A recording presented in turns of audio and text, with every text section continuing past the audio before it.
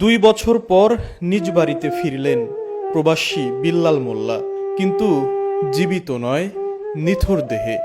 4 বছর বয়সী মেয়ে ঐশী শেষবারের মতো এক নজর দেখে নিচ্ছেন প্রিয় বাবাকে। আদরের মেয়ে ঐশীর সাথে শেষ কথা বলতে বলতেই প্রবাসের মাটিতে প্রাণ হারান বিল্লাল।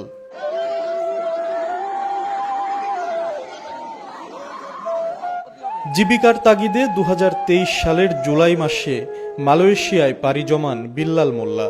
সেখানে জোহর বারু এলাকায় কনস্ট্রাকশন সাইটে নির্মাণ শ্রমিকের কাজ করতেন তিনি।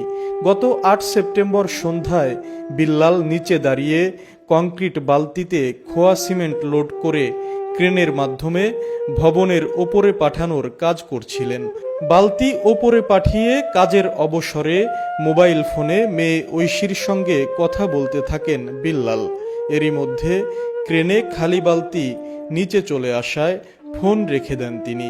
কিন্তু এ রাখাই যে শেষ রাখা তা কি জানতেন বিল্লাল?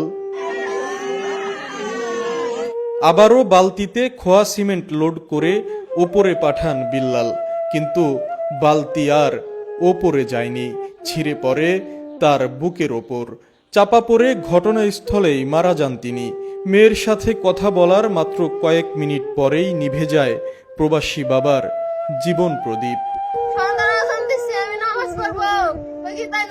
আমি ফোন দেই, কে বলে এসে বইছি, এক ভাই ফোন দিছে, ভাবি ভাই আর নাই, ভাবি ভাই আর নাই রে।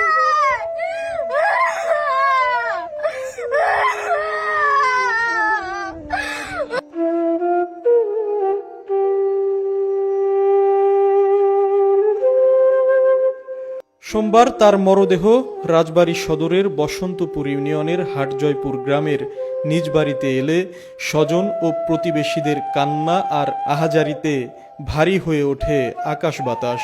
4 বছর বয়সী ঐশীর নিস্তব্ধতা এ শোককে আরও বাড়িয়ে দেয়। আচ্ছা, ঐশীর কি বড় হয়ে মনে থাকবে বাবার সঙ্গে শেষ কথা কি হয়েছিল তার?